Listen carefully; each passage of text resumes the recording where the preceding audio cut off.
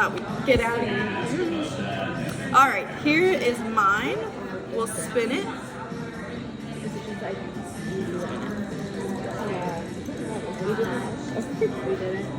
Okay, I get one.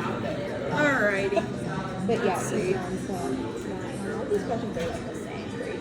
Okay, case study 1 is a 3.5-year-old male, I'm assuming, stuttering for 12 months. Family history of stuttering, verbal, cyclical SSRs and WRs, mild in severity, no secondary behaviors or negative feelings or emotions. Alrighty. Alrighty. Morgan's the caregiver. Here. Okay.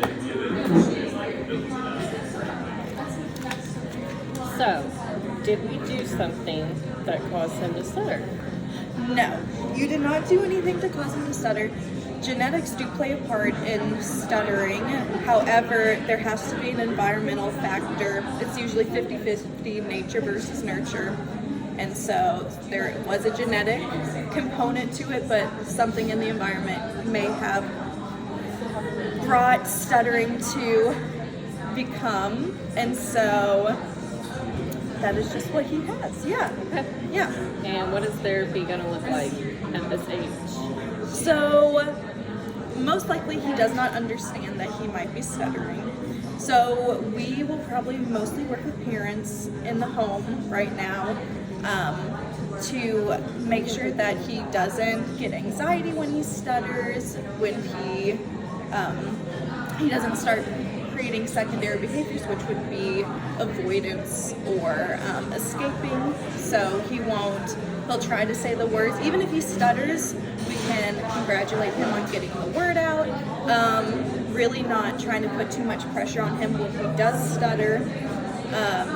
And then we can slowly teach different things, maybe have him say a word. And then we can also start working on teaching him concepts of like bumpy versus smooth speech, not putting a lot of emphasis on it, but since there is a family history of stuttering, he might have heard stuttering before, and you can say, oh, I sound like that too sometimes, and these are things that might help me. Yeah. And walk me through what a session might look like and what it might look like now versus 6 months or a year. Okay, so stuttering right now would be more parent focused. So we'll work with you guys to teach you different tricks and habits of like how to point things out in a very calm, compassionate way. So being able to work on concepts of bumpy versus smooth speech with your child. And then as your child understands more about what stuttering is, then we will start maybe incorporating him in the therapy sessions more and like really having more structured. So in the 6 month to a year, making sure that he continues, maybe evaluating him every so often with like the kitty cat and like making sure that his feelings towards stuttering is still okay. And as if those feelings do change to a more negative sense, then we'll focus more on his emotional state towards stuttering.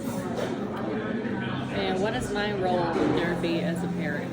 So your role is to monitor him as he stutters, giving him positive feedback and some feedback that will help him as he stutters. We'll start working on teaching him some strategies to help him, such as easy onset or how to just identify bumpy versus smooth speech. And so your job would be to implement that in the home and then work with other care professionals who work with him. And what is the goal you have for my child? And what is an example of an activity you might do to work on that goal? So the goal, one of the goals is to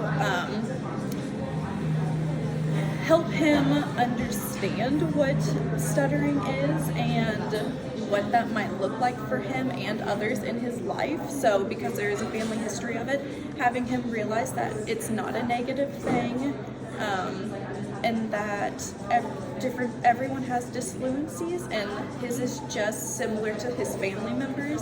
And so having him identify, oh, it's in a family member, or you can even work on stuttering, or I can work on pseudo-stuttering, and he can maybe start to identify that, oh, this is a different way of speaking, and I do it too sometimes, so him working on realizing it in himself.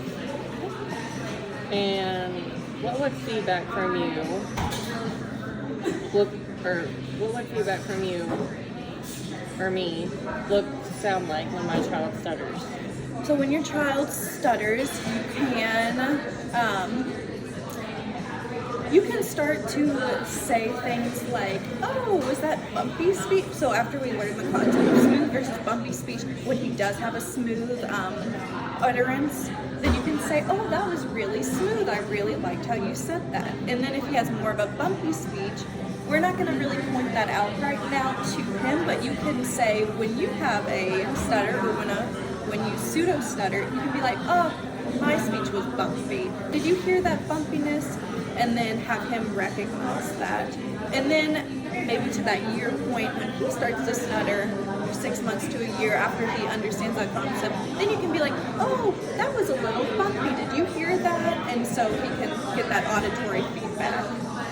And what is a realistic outcome prognosis for my child? So he still is really young.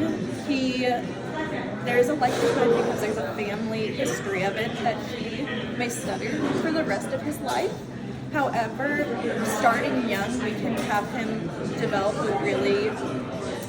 a good concept of life, or a good concept of his stuttering, so that he can not become avoidant or escaping those behaviors, those secondary behaviors, so that he can, and then also teach him very young that he will have different strategies that he can utilize to use for the rest of his life, and we can start working on it now, and then in the future he might use different ones that we can work on.